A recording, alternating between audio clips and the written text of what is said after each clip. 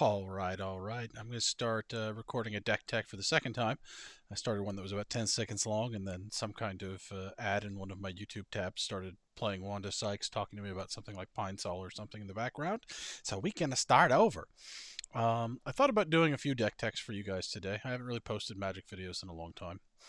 Um, but I think maybe it's better to start one at a time. Um, this is the deck I've been playing in CDHQs just for the past week, really. I haven't played CDH essentially ever, really.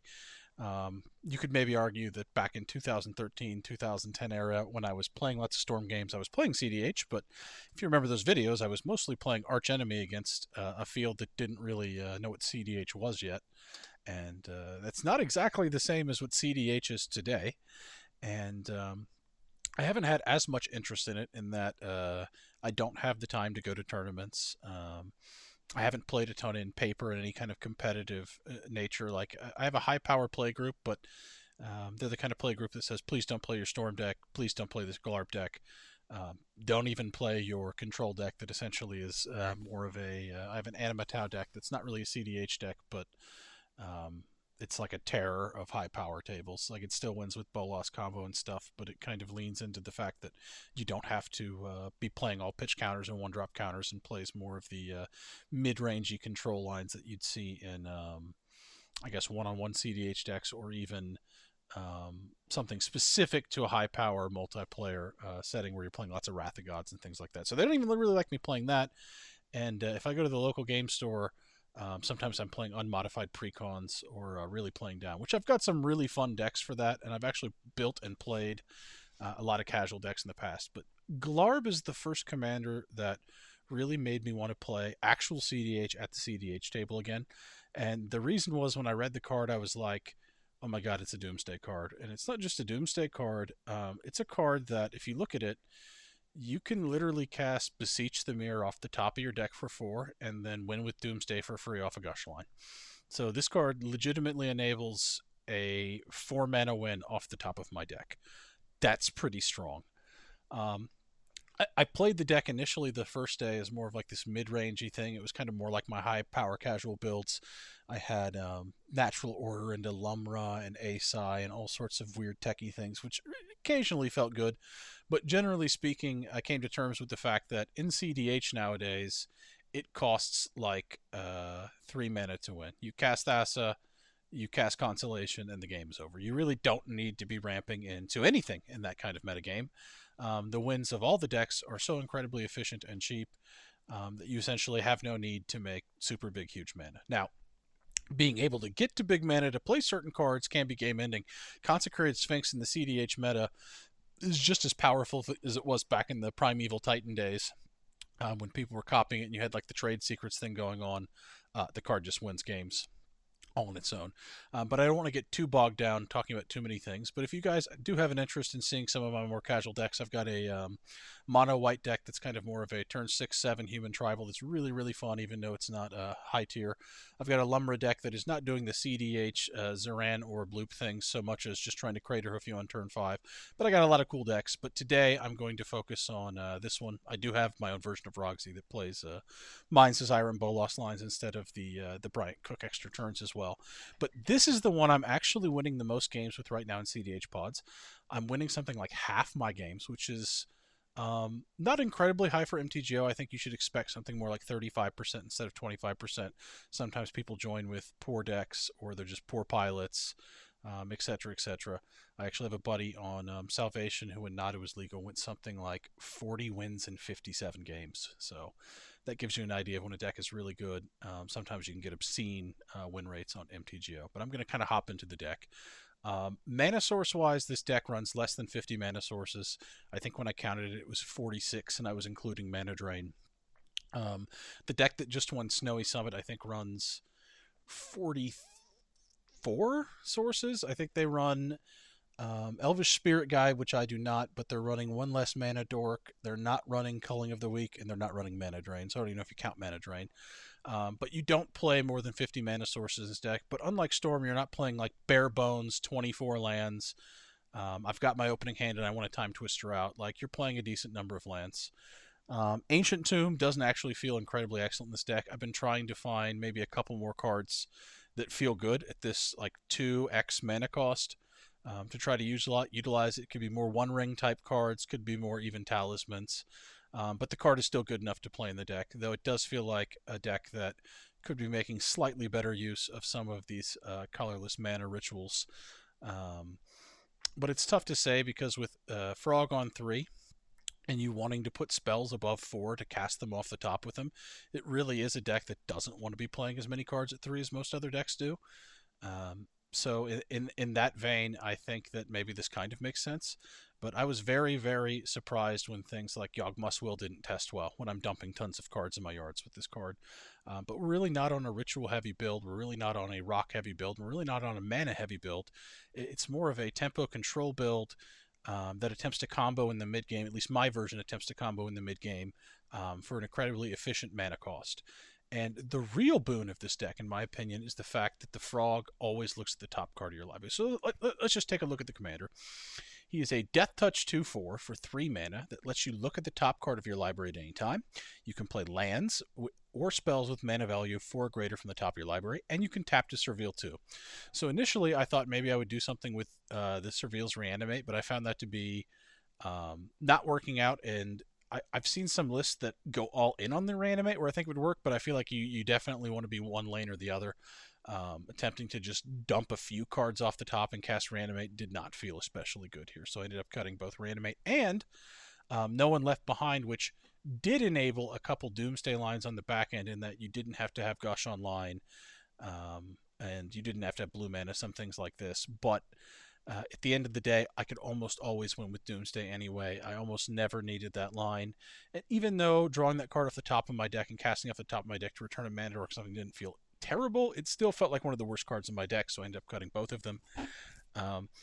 There are cards that have really good synergy with his Death Touch. I've seen people using Legolas Quick Reflexes to like double down on some of his abilities, which seems pretty good.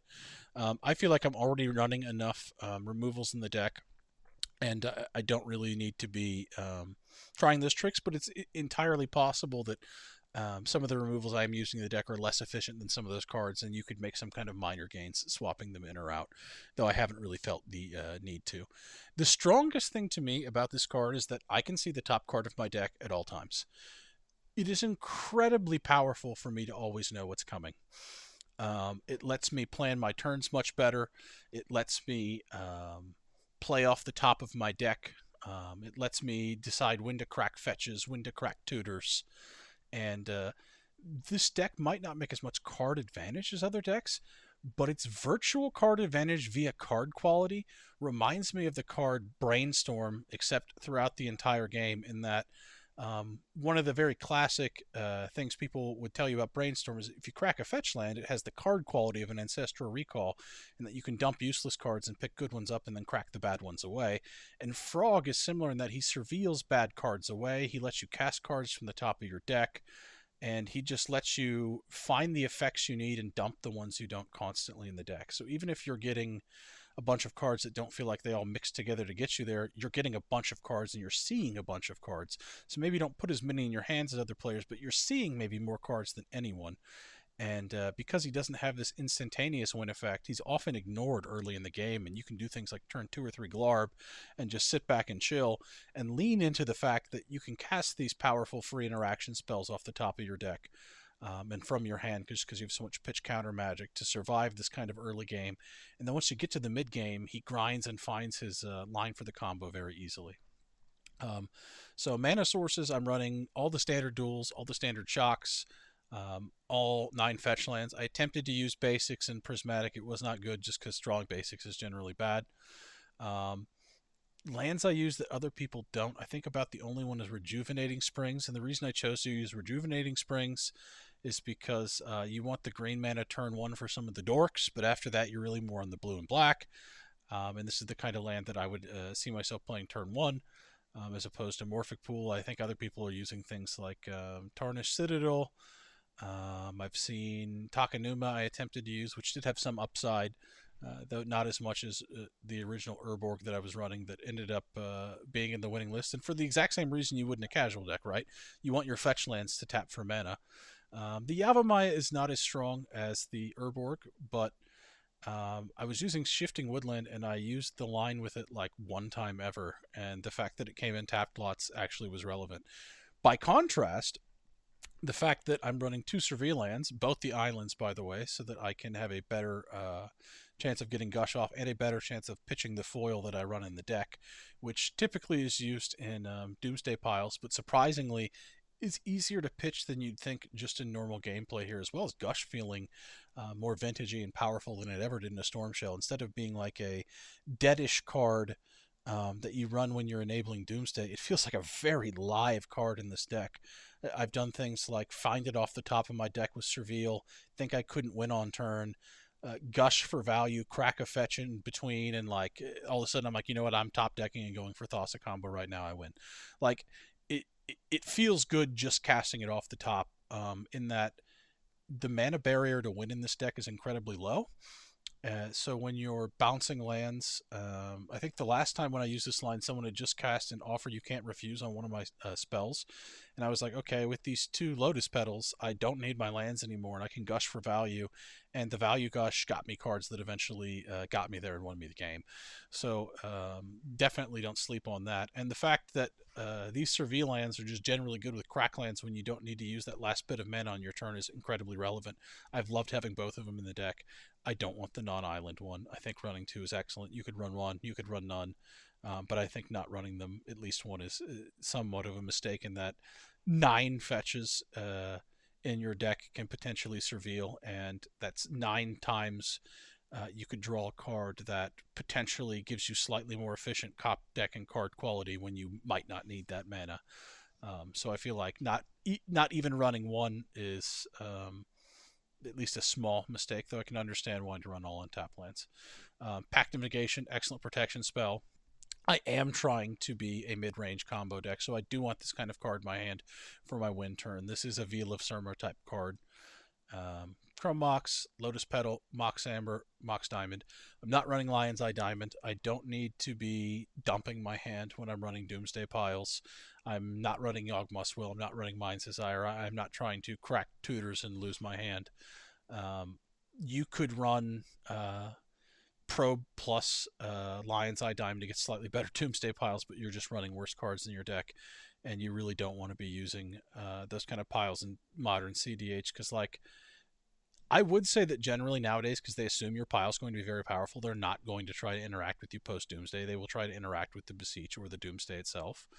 They're not going to let you resolve it. If they do, they've made a mistake. So giving yourself like some kind of like worst case scenario, I can't gush, I have no mana, line is kind of cool for like a puzzle exercise, but in practice, I don't actually think it's very strong. Um, Mental Misstep is a card I didn't have initially in the deck, and a lot of the people who are more familiar with the actual meta who've been to tournaments recently, etc., said, "Yo, nutso, you got to play Mental Misstep." And since putting it in there, I kind of agree with them. I'm not using it the same way as some of them are. They kind of like saving it late game in some builds for consolation and such. But I have been happy to blast Mystic Remoras with this bad boy early in the game with no complaints whatsoever. But that guy's build leans into copying Rystic's later, whereas I kind of don't want them to resolve depending on who controls them. I think I have a similar feeling with an offer you can't refuse. I've been told I should probably be playing Flusterstorm so I can win Counter Wars. However, I haven't felt when I'm actually playing the deck that when I've drawn an offer you can't refuse, which is the most similar card slot in my mind at least, that I would rather have it be Flusterstorm.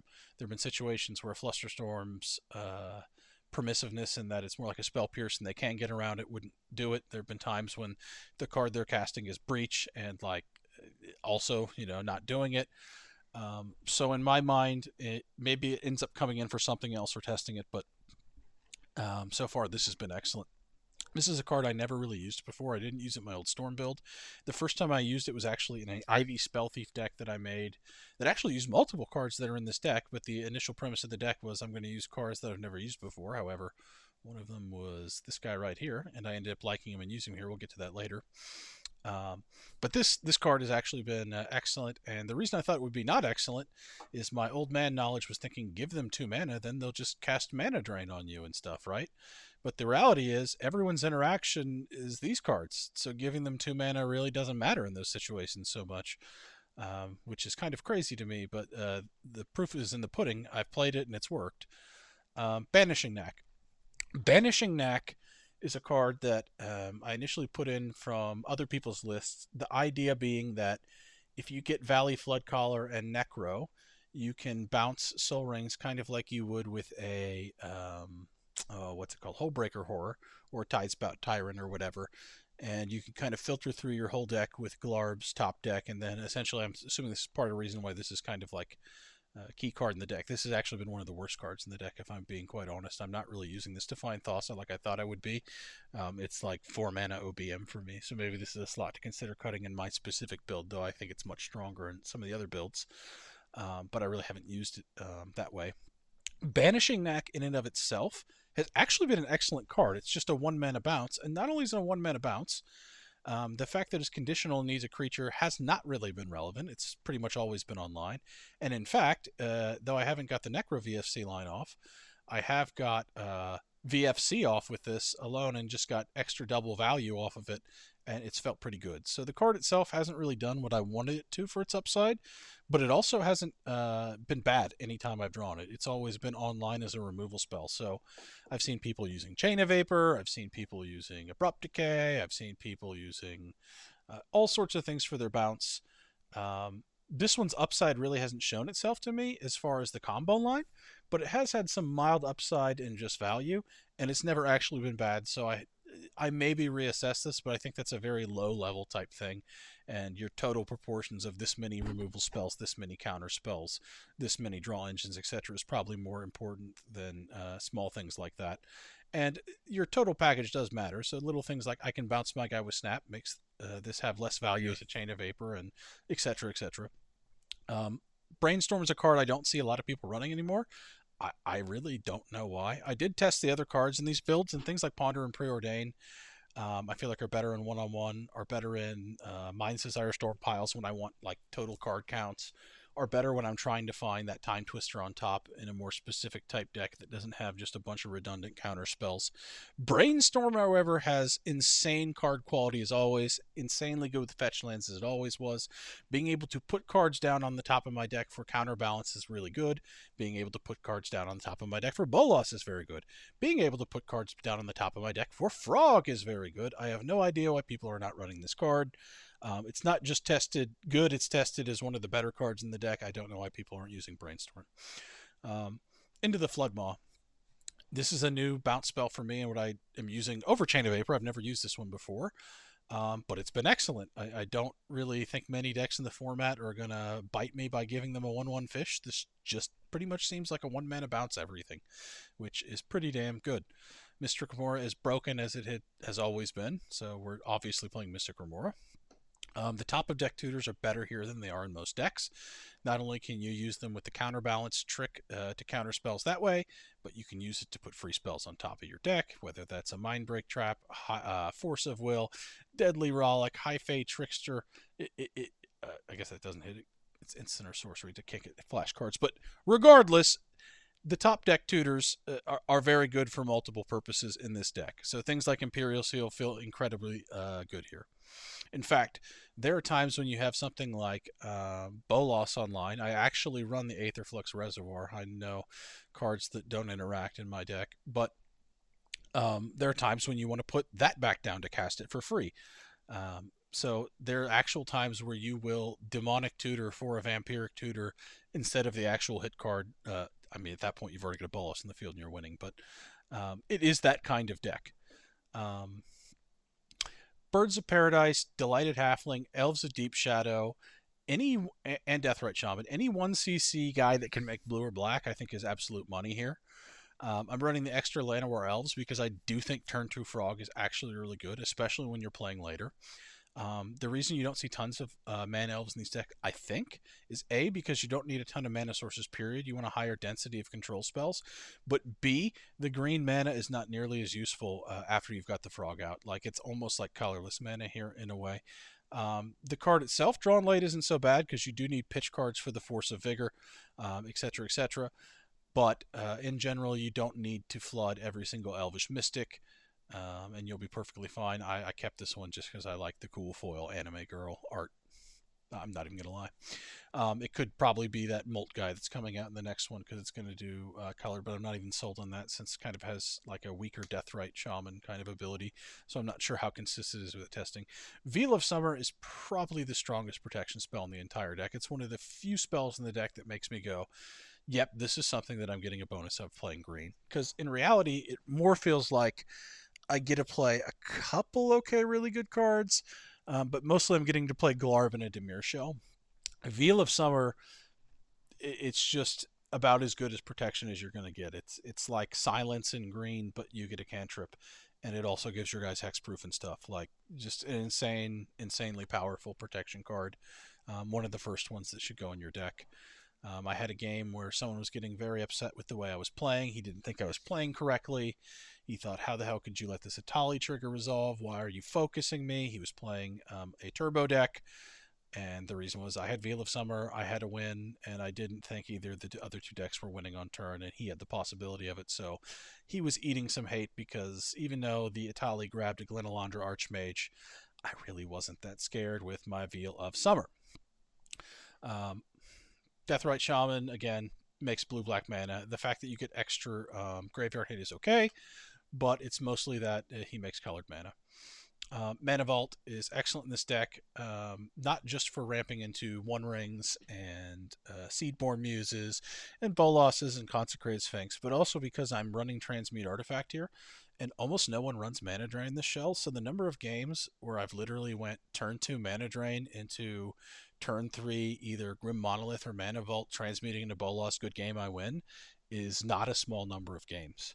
In fact, I've done that like a stupid number of times. So the ritual mana, even though I don't really need tons of it, is in fact really good. At least the high quality ones. Sensei's Divining Top, I'm literally playing full Bolos Reservoir combo here. This should be a no-brainer. Sol Ring, again, I don't feel like I'm the best Sol Ring deck in the format. I'm not playing tons of cards with exactly 2 cost at 3. I'm not playing tons of cards with 2 colorless cost at 2, but it's still definitely good enough to make the build. Fairy Mastermind, I tried so many 2-drops in this deck for the creature slots. I tried every Seedborn Muse card you could think of, so Bonder, Thrasios, etc., etc. The only one that felt good of that nature was Fairy Mastermind. Thrasios felt way too slow and bad without Muse. Same thing with Bonder. Fairy Mastermind runs the table in his own right and then is better than almost any of those cards when you do get the Muse. Been an excellent card for me every time I've drawn it. I've never had issues with this card. Kitsa Otterball Elite. This is an interesting one. I actually had a buddy on Salvation ask me, why do you run Kitsa Otterball Elite in your deck? I don't see dramatic reversal combo. I don't see a whole lot of value with it. And like I said, I tested most of the looters in this deck. Vohar, I didn't like that he had a black symbol. That actually matters that Kitsa is 1 in blue. I actually almost never used the second ability. I never got the dramatic combo off. In fact, I'm pretty much using it as a looter.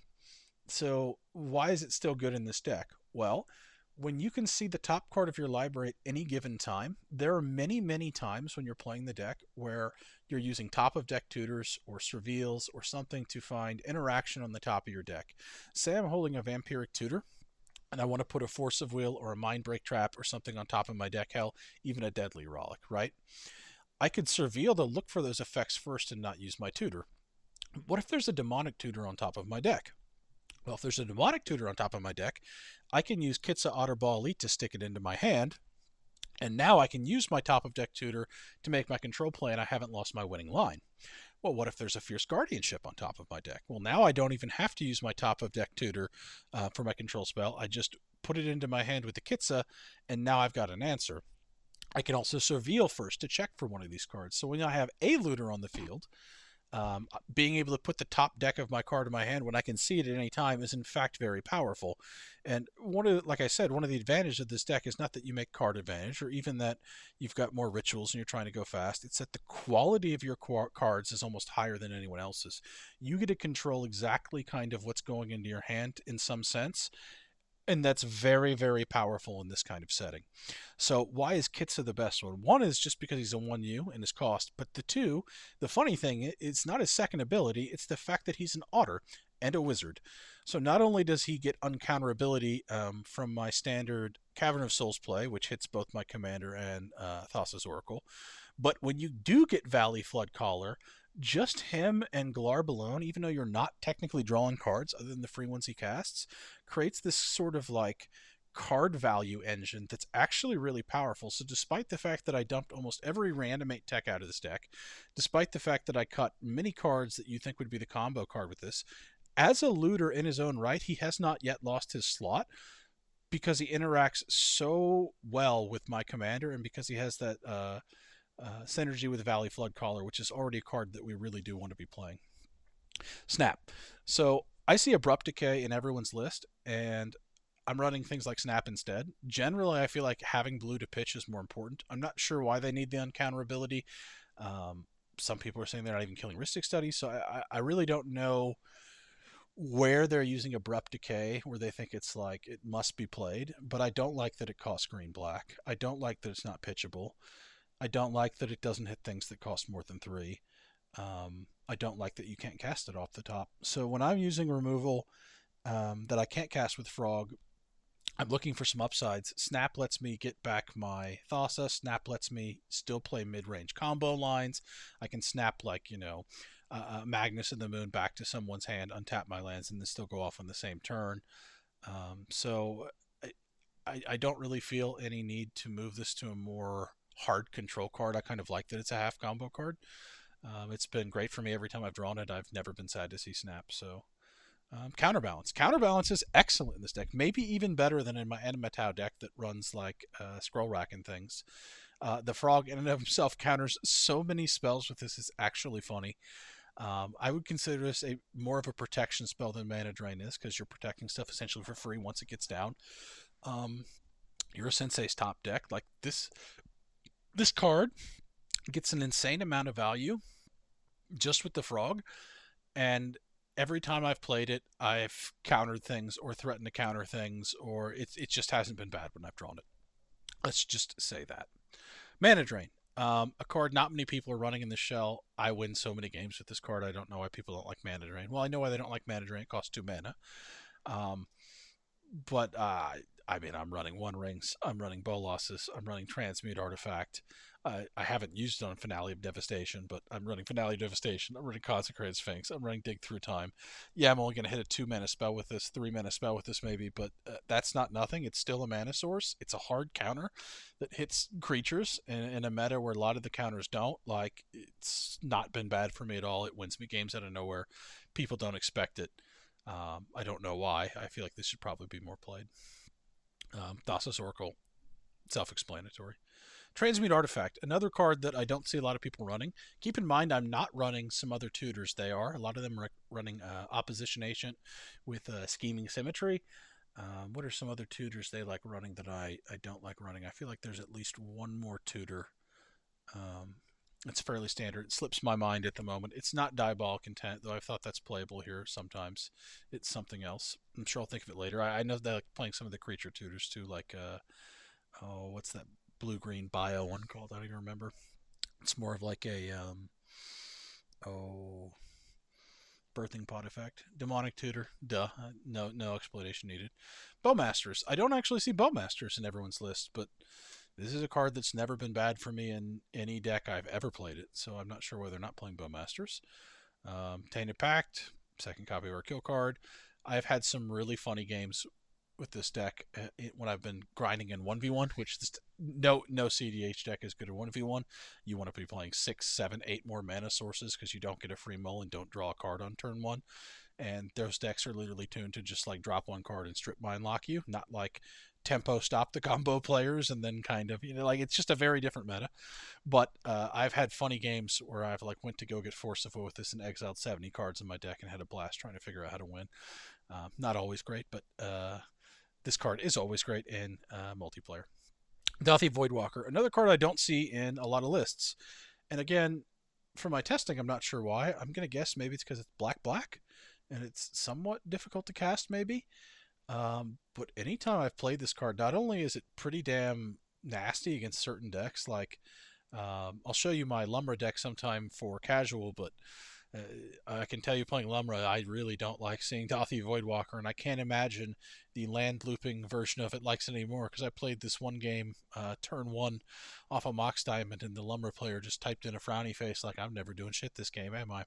But more importantly, every time I've drawn this card, um, it's getting value. Like either someone's removing it because they're deathly afraid of it, or they don't want me stealing the counter spells off it, or even better, they're not afraid of it and they do let me steal counter spells and the things they're countering off of it, and then I tap it and use it, and it's just really good.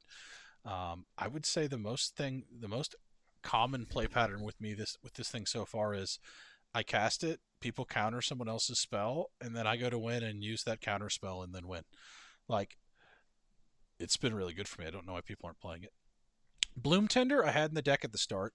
I took out when I tried to put more 1cc dorks in. Then I realized later I don't need more 1cc green mana dorks and put this back in. And the reason it's good is because it makes blue and black mana.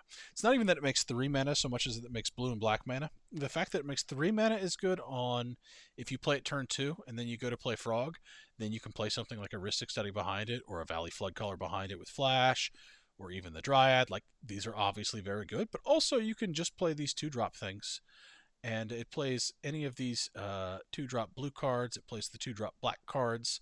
This is actually really relevant. There's not a whole lot of green cards you're playing behind it. Let's be honest. If you had this one in your hand, you're probably playing it first.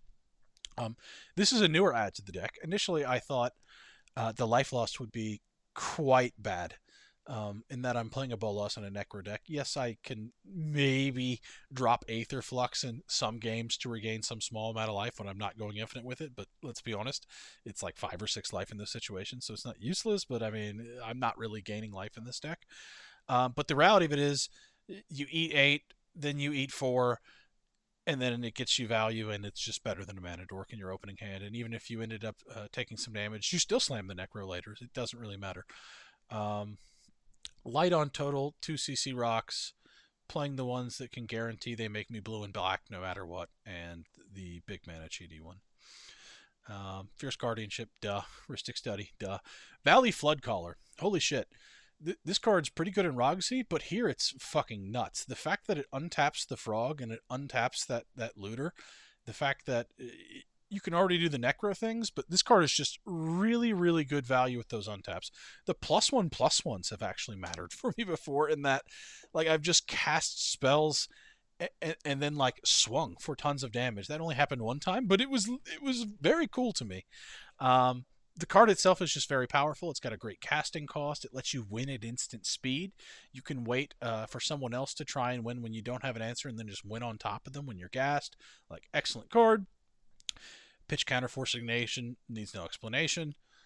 Doomsday, I don't think needs any explanation. This is the best Doomsday deck in the format. I don't think it's a meme. You win for 4 men off the top of your deck. You have Gush online 24/7. You're not doing any LED things and losing your hand. This is the real deal here. Necropotence is probably the best card in the deck. I think it's the best card in the Storm deck. I'm going to be honest with you guys. I think it might be the best card in the format. How often do you guys resolve a Necropotence and lose the game? If the answer is a lot, then you're not using it right. Dryad of Elysian Grove. This card was originally Azusa. Azusa strangely felt good in this deck, even on a low land count, partially because of the Frog's ability to play lands off the top as card advantage. This is better. It guarantees Gush comes online. It brings Gush online when you have no islands online. I was trying to do some cheeky stuff with shifting woodlands before, but the brass tacks is this color fixes me to all of my game-ending combos instantly. It turns Gush online instantly. It gets rid of any problems I would have had with black, black, black costs in my deck. And the extra land a turn is really good. I play Exploration here for a reason as well. The extra land a turn is just really, really good. And the Frog's ability to play them off the top makes it such that this losing one of the extra land drops from Azusa isn't really that relevant. You really just need the one extra, and it kind of just goes to the races. This is the best version of this kind of card you can run in this deck. And I say this, and I feel like I was talking about that, and I forgot some other card over here, but it's already slipped my mind. High Fae Trickster. This is something I saw on everyone else's list, and I started playing. It has not felt like the best card in the game. It's never felt bad, though. It very much is a flash meta. It's playable with the frog off the top. It's like Valley Flood Caller, but for everything, and now you can flash your creatures too. This is kind of like your Teferi type card with Seedborn Muse. I actually originally used Teferi. I found the blue, blue, blue a little difficult, though the card itself was actually very good when I did manage to resolve it. This is just better because it's easier to cast. It's never felt like this god tier game winning best card in my deck card, but it's never felt bad either. Foil. This is a card I've had people tell me is very bad and I should not be using. Yet in practice, I'm able to pitch for it an insane amount before Doomsday. It makes the Doomsday pile more protected, which in essence maybe makes it unnecessary because everyone tries to interact with the Doomsday ahead of time. But the fact of the matter is, I've cast this off the top of my deck, pitching islands, no problem. I'll gush mid game to get the islands back. When you get Seedborn Muse, it just becomes a 4-mana counterspell. Like, and the other thing is, it's blue. I'm playing lots of pitch stuff here. I can pitch this to the Misdirection, Force of Will, or Force of Negation as well. I have never had any problems seeing this card in my deck, and in fact, compared to the ones that have been suggested, this one's castable off the top, and I've done that multiple times, and it's won me games. So until this starts to test as poor as other people seem to think it is, it has not been bad for me. Mindbreak Tap is probably the best counterspell in the deck. I'm not even going to lie. I didn't even play a ton of this back in the day. But in an actual CDH meta where everyone's casting 80 zillion spells in every turn, much the same as Mystic Remora and Rhystic Study, this just becomes fucking insanely powerful. The fact that it hits multiple spells is silly too. I actually had a game the other day where someone Mind Drake trapped multiple spells, and I mouse overed it and thought it was targeting one spell and countered something that wasn't the Mind Break trap. I have a feeling I won't be doing that again anytime soon. It's it's a very good card. Baleful Mastery is a card I saw in someone's top 8 list and tested just because I thought it was cool and I hadn't seen it anywhere else. And the more I played with it, the more I thought, I'm never going to end up testing Snuff Out or Submerged. This feels really fucking good. For some reason, in this meta, being able to hit anything is very, very good. Exiling it, likewise, very, very good. I've never been sad to see this card. Deadly Rollick, it's like that card but better. So, duh. Beseech the Mirror, maybe the best card in my deck frog-wise. Like, casting this off the top to win the game at 4 is the most disgusting feeling thing this deck does. Force of Vigor. Not a super green-heavy deck, but I've never had problems pitching this. It plays off the top for free. It lets us pitch our mana dorks and cards that we don't want to see anywhere other than the opening hand later in the game. Excellent card. Talion the Kindly Lord. Never used this card in my life before testing it in this deck. Tested tons of 4 drops in this deck. Like, not just the ones you see in the list, like, tons of them. I tested the guy who lets you draw a card whenever you cast an instant or sorcery because I felt like, oh, if I can land that and cast my free spells off the top, it'll be good. I tested Urtai the Corrupted. I tested so many 4 drops. And Talion the Kindly Lord was good every single time I drew him, and a bunch of the other ones were almost there but failed to test it at one point or the other, or I just didn't want to see him, didn't want to tutor for him. Talion, on the other hand, draws me insane amounts of cards and actually almost killed someone one game by himself, or at least made his lines very difficult where he couldn't cast his spells. The card has very much impressed me. Culling Ritual. It's the only Wrath in the deck, and it's the best Wrath in the format, and I've cast it in 30-some games. Ooh, not a ton of times in that I haven't needed to tutor for it, but I think the least mana I've got casting it is 8, and I've never lost after resolving it, so pretty damn good. Doesn't hit the frog, hits everything else? I think yes. I have considered running a second Wrath effect just because I don't have this. I originally had Cyclonic Rift in the deck, but I'm not getting Seedborn Muse enough or big mana enough to overload it. Toxic Deluge doesn't play perfectly with Frog. I could put Toxic Deluge in the deck because I'm still looking for a 3-drop slot, but this has been enough. I haven't felt the need for a big boy Wrath. I can win underneath most of them. It's not been a problem. Aetherflux Reservoir. This is a card that I think the players who want to play all non-dead cards would hate. But when you're going all in on Bolas combo, I have a hard time not wanting to run Aetherflux Reservoir. Like, I guess I could run Noxious Revival or something to make my Thassa more pick back upable, but I'm not running Yogwin anymore. I like the idea of having a second actual kill condition in my deck. I'm not running Karn and going super deep on it to be able to bring it back from exile or anything. But let me just say, when I've landed Bolas in this deck, I think I've landed Bolas 10 or 11 times. It's Swift one time in 1v1 and 0 times in FFA. It, as in, I don't mean in the game. I mean, I won the game the turn I won, played Bolas 10 out of 10 times in FFA. Now, I understand some of that is a little lucky. I should have whiffed on some of those. But I think part of the reason that I have that 10 out of 10 is because I'm playing Reservoir Lines when I hit them.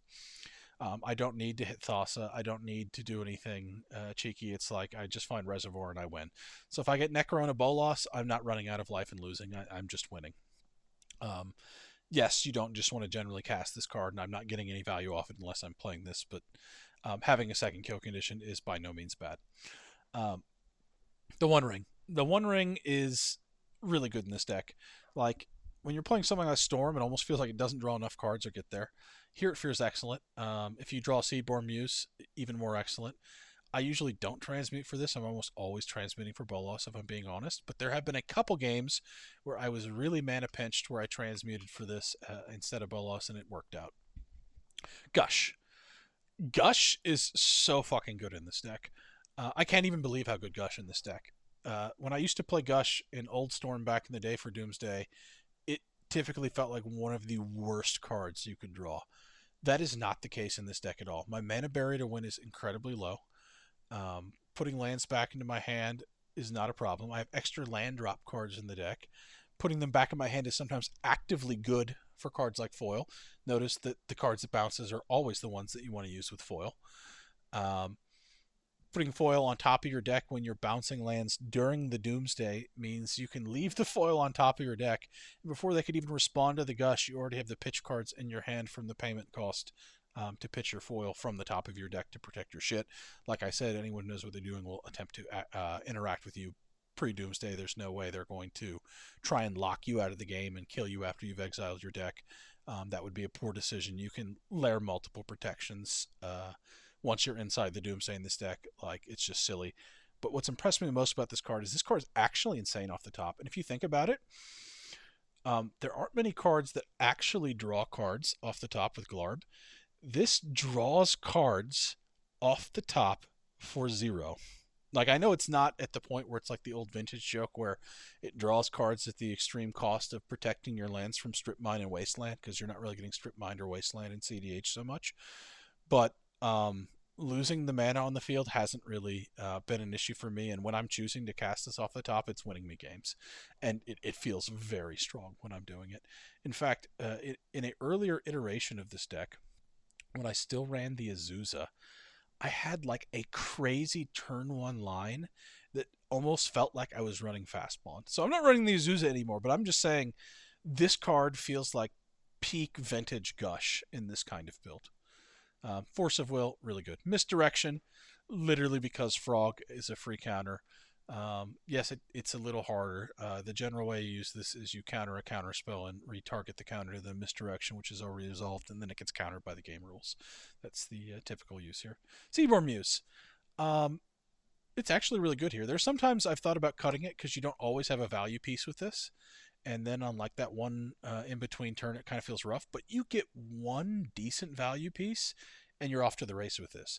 You get even just 4-cost cards off the top of your deck that aren't fully reduced cost that can be flashed. Really good value. You're playing multiple flash enablers. You're playing multiple cards that are really good with the untap. It's good enough. Consecrated Sphinx. Other than Necro, I can't think of a single card that I just drop when people don't have an answer that just instantly wins me the game as much as this card. But you pop a Mana Drain, you pop a fast mana ritual type thing, you pop a Culling the Weak, and you land this guy early, late, whenever. He just wins the game on his own. This is a card that I saw in the list of a guy's list that I followed, mostly because he grinded many Glarb games, and his list improved to my eye test with each passing, and his result improved with each passing. He's one of the few guys not in the Discord, so I've been able to talk to him. And I was like, man, Dig Through Time, what a perfect card for this deck. It's been money pretty much any time I see it on the top of the deck. I've drawn it 1 or 2 times early in the game where it hasn't felt like astounding, But again, it's a blue card that pitches, and I end up casting it later. And off the top of my deck, this is one of the best feeling cards in the game. Like casting this off the top for 2 and exiling a bunch of cards from your deck when you're not the Ogwen deck anymore. This like kind of is how you get some value out of that graveyard dump. Being instant makes it much better than Treasure Cruise for those kinds of things. But this is very much a deck that wants to look at the top 7 and select the perfect 2 cards. That's everything about what this deck is. It's just a card quality type deck. This has been one of the worst cards in the deck for me. I have not cut it yet because theoretically it gives me a second Thassa. If I get inside of one of these combos that I haven't done much, like the Valley Flood color lines, where I'm surveilling my whole deck, this should allow me to, without any way of actually drawing cards, cast Thassa and win the game. Like I could put this on the stack and then just kind of surveil through all the lands in my deck until I win. Mostly in my games, it's been like me getting OBM, or I think I've mostly got OBM with this card for 4. So it hasn't felt incredibly bad, but I'm not willing to cut it yet because theoretically it should be pretty good, and it hasn't like been terrible. But if I needed a flex slot, surprisingly enough, despite the fact that everyone's playing this one, it might be this guy. Maybe I've just moved out of the stuff that it was best with, or maybe the fact that I'm playing Aetherflux Reservoir as a second kill enables me to not need this as much. And like it really is more like they're trying to squeeze cards like this out of their deck by using this type card. I'm not sure, but I haven't cut it yet. So that's going to wrap up this deck tech. If you guys would like to see another deck tech of my Storm deck or some of my more casual decks, you can let me know below. But I've had a ton of fun grinding this deck out. I don't know that I'll go play it at any tournament. If they bring one to Columbus or Cincinnati and I'm still fixated on this deck or like ADHD obsessing over it, then there's a good chance I will. But who knows where the wind will blow me next. But that is Glarb for you guys. This is how I've been playing the pile. I've had a lot of fun playing it, a lot of success playing it. It's a little slower than Storm, but I feel like it's well positioned currently in the meta. And when I'm playing the deck, I kind of sit back, I play Garb, I take slow hands, and it just kind of gets there every time. I'm playing very permissive, and it's super fun. So until next time.